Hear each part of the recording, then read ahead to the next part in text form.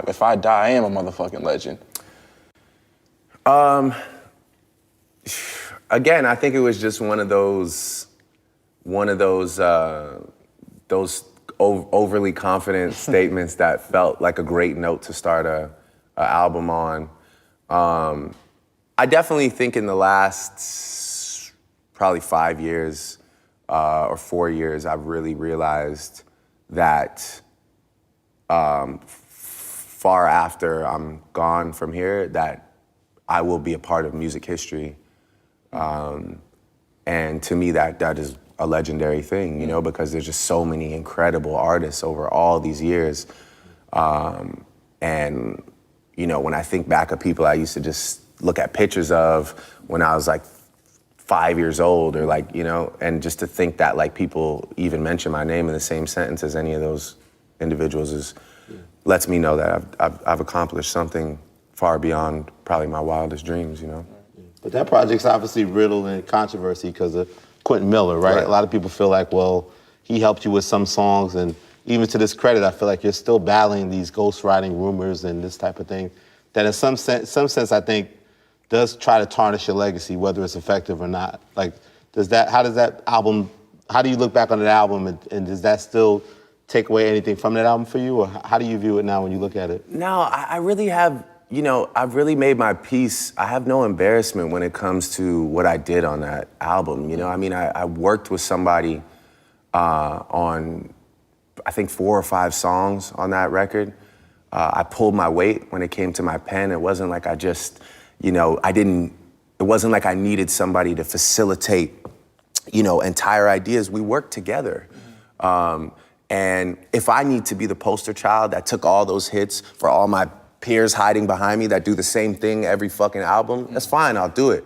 You know, because there's a lot of people that link up with other people and make records that you guys love, you know? And that's kind of how music is a collaborative thing, you know? And I understand in rap, of course, in your comment section, it's a little different because we conduct ourselves, and I still associate myself in that community, we conduct ourselves by a few different rules. We tweak the rules a little bit in the sense that... If it's a hook, it's okay. Yeah, it's like, you know, there's things like that, you know, but, you know, with that being said, like, you know, anybody that knows me knows that my strongest talent is writing. That is my strongest talent. I'm not a great singer. I'm a good performer. I've grown into a great performer. But my greatest talent is writing, you know, and that's why people ask me to write songs for them. That's why people like to get in the room and write with me. And yeah, I want to just encourage anybody, like, look, if it makes a great song and you're the one that's voicing it, but it's you and this other person that's cooking it up, you're not doing anything wrong, you know? And that's like just, again, for me speaking to any new artist, like, don't let anybody tell you that you're not supposed to collaborate on that's what this is for. We should, you know, whatever gets you to that destination where you have, you know, a great body of work. If you need somebody to write the whole thing and all you do is just go in and track it, there's still artists that exist like that to this day that people love and revere, and they sell out stadiums. That's not you though. That's not me, no. I've wrote by the way, all my biggest songs and any song that really, really did damage for me, I've wrote every single lyric. So that, like, the hits, yeah. The hits and the ones that you would, like, it's like, I'm not gonna collaborate with somebody on any of the timestamp records. I'm not collaborating with anybody on, you know, Marvin's Room, or, you know, like the R&B records that are, you know, other than me and Party. Like, I love working with Party. When you say the timestamp records, that is like the MC, like the bars, right? Yeah. Those are like, so I think the idea was like try to discredit you as an MC, that all of that doesn't come from your pen. Of course. You're saying that comes from your pen. But again, curated by the people who are ready to see the downfall of Drake. So again, just another little, like, let's try this angle, you know? It's really like I said, I've done studio sessions with people. When I collaborate with people, I always send the idea first. You know, I'm the one that picks the beat and goes, yo, here, just put a verse on this and take that for your album or your single or whatever. You know, I put work in. People know me. I'm good for it. You know, so that's why I'm never really stressed about, like, that narrative. It's cool. It's fun. Again, it's cool for, like, memes and people that want to laugh and all that dumb shit. But how do you feel in that moment of Meek sort of putting that out there and then everything goes crazy, right? A guy that was your friend, you know, things get a little hectic with you guys at that point, right? Yeah. He was. I think he was in a bad mental spot, and he just made like a decision to go crazy. You know, it was. If I remember correctly, it was based on a show that I didn't show up for. That was like the tip of the iceberg. I think we had a little miscommunication, and he was under the impression that I'd confirmed that I was pulling up to one of his shows. I think it was maybe one in Philly, and I didn't show up. And my management or somebody reached out to say I wasn't coming, and I think that being coupled with whatever conversations were happening amongst him and his lady, and him just kind of getting this idea, maybe I don't fuck with him or whatever. And he'll tell you himself he wasn't in the best mental spot at that time. And I think he just took a hard left and decided to just go for it, and felt like he had enough ammunition to maybe put a major dent in my armor or decapitate me, and again, I'm really good at channeling that negativity and those pressures into pushing me to a next level where I go into a calculated reactive space. Charged up, back to back. You almost took the bully position. Like, where y'all at? Like, yeah, I mean, I just felt like in that moment, I just felt like, all right, well, if we're talking about music, let me just show you better than I can tweet you, or better than I can text you. I'm just gonna show you what I'm about. And I don't think anybody really expected me to just jump out there and defend myself and go first. And twice. And second. So yeah, I think, Charged Up was a thing that, I was just seeing if it was real. I was just seeing if it was, because you never know how calculated someone's plan is. Maybe they've been sitting on the record for 6 months, they hated you all this time, and they just want to fry you. Right. And so Charged Up was my way of being like, is it real, or is this just like a sporadic outburst? I just wanted to know if it was real, if it was a package, or if it was just maybe a mistake on his part, And I started to realize that it was taking an adversarial stance in a sense. Yeah, and then I had made the decision that I was gonna. Go again, and I remember I was working on some beat. I think it was like a Boy Wonder beat or something like that, and it was kind of more rappy. It was gonna be another 100-bar thing, and I was with Serena at the time, and we had been talking a lot about her and Sharapova going back and forth over the years, and she had made this comment to me, and she was like, "Well, look, if you're gonna go again, she's like, that beat that's on in there, it's just that she's like, you gotta finish it." She's a top competitor. Right. So she was like, you gotta finish it.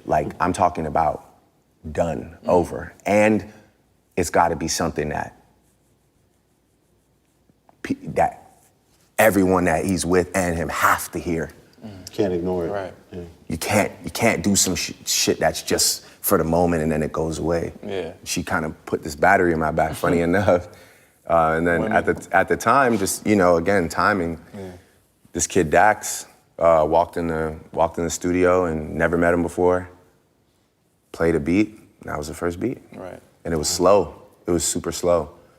It was way slower than it was. And then I told 40, yo, speed it up a bit. And that was just when we heard that. I just went into demon mode. Right. Yeah, and then, I really, I don't like to glorify the situation or talk about it too much, obviously, but I'm just giving you the background on how it happened.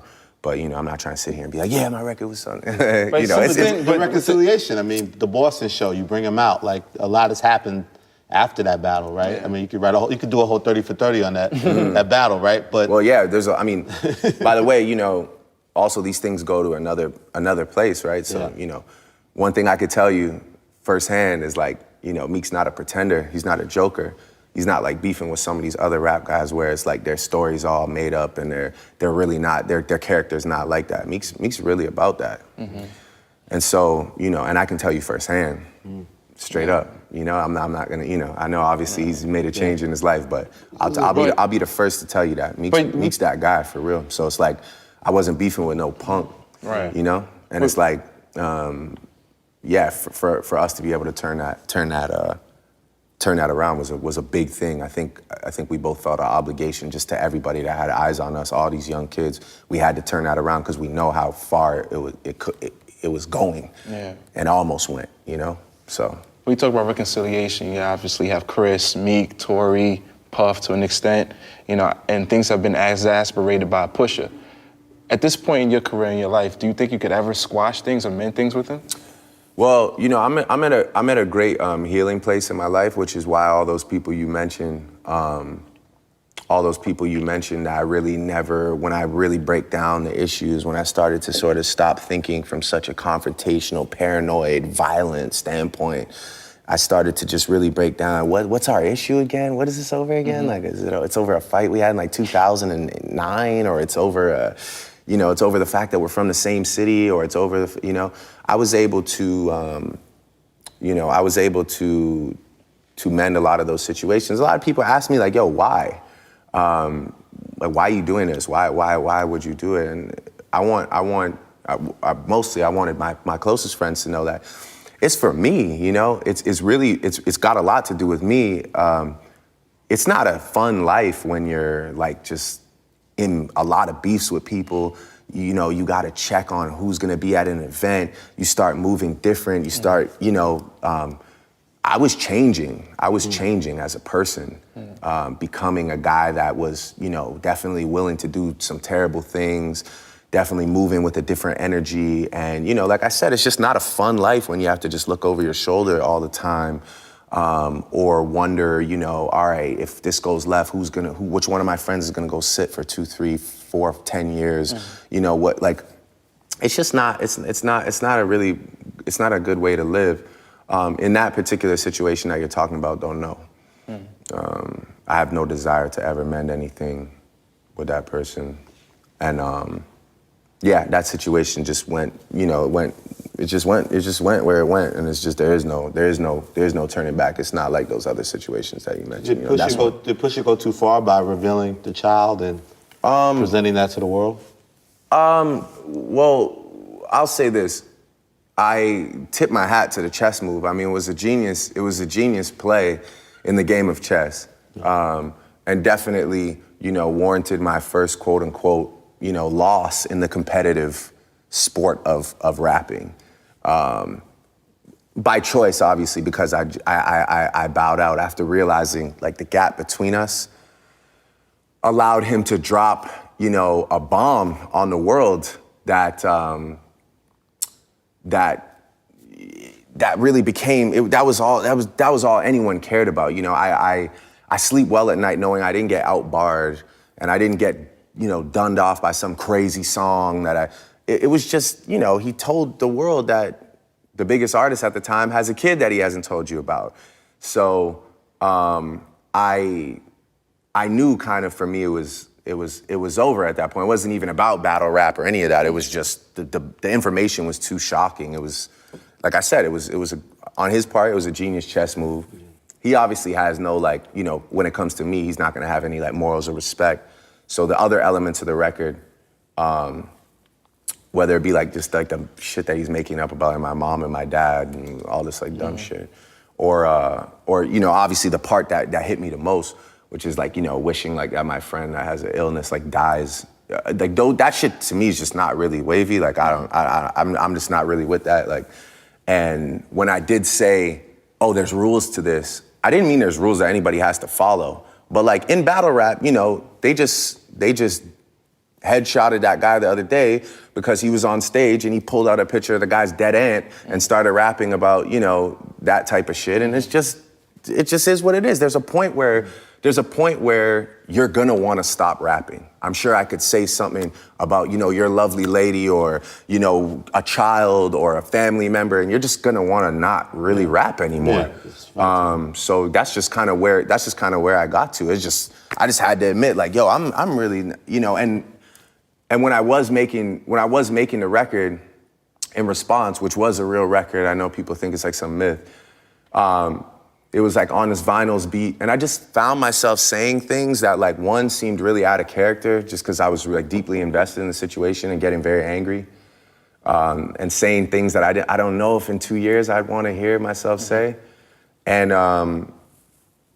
yeah, I just realized that, like, nobody cares about this guy, so there's not really much I can say better than Drake Has a Baby. He won, you know, he won off that bomb, you know, and so again, you know, it's a dub that, like, you know, he could take it. Was that true that you wanted to reveal the child with Adidas campaign and things like that? I wasn't. I had at the time I was working with Adidas, and we were toying with the idea of a name being a play off of a name. Off of my son's name. I wasn't revealing my son with Adidas, or like I wasn't gonna have my son like in a fucking, right. But yeah, no, I was just, you know, to be honest with you, I actually did a DNA test for my son, and they came back to us and they said that the DNA test got ruined in transit, and that they couldn't be 100% sure that that was my son or not. So I was in a really weird pending situation where I didn't want to go tell the world that was my son, and it wasn't. So, and if you see my son, you understand why. I'm mad. Here's the thing. I went in the shop. He showed everybody a picture. B.I. said he seen the picture. He showed it to me. I thought we were cool, Drake. Yeah, I gotta see a picture. But yeah, no, if you see my boy, you'll understand. Like, you know, at the time I was like, I mean, he's just a stunning child, you know, with the brightest blue eyes. And at the time I was like, I don't know. But, you know, it actually wasn't until a week before the album came out that I got confirmation that was definitely my son. It took me 2 more solid tests with 2 different companies. So, yeah, I mean, again, I wasn't like all the details of his record are all just like fabricated, so just to make it more interesting. The story's actually not really that interesting. The biggest part of it is that I have a son. But it wasn't like, oh, I'm hiding him and I still, by the way, I still won't post my son because the world's fucking crazy, man. Right. And like, you know, I'm in a co-parenting situation. Anybody that's in a co-parenting situation understands that you have to split time between 2 locations. So I can't always be there to make sure he's good. The last thing I want to do is have people running around going crazy trying to get my son and do all the crazy shit that they do to me here, showing up outside and with, you know, voodoo dolls and naked pictures. But do you feel like maybe you kind of crossed the line? That did happen the other day.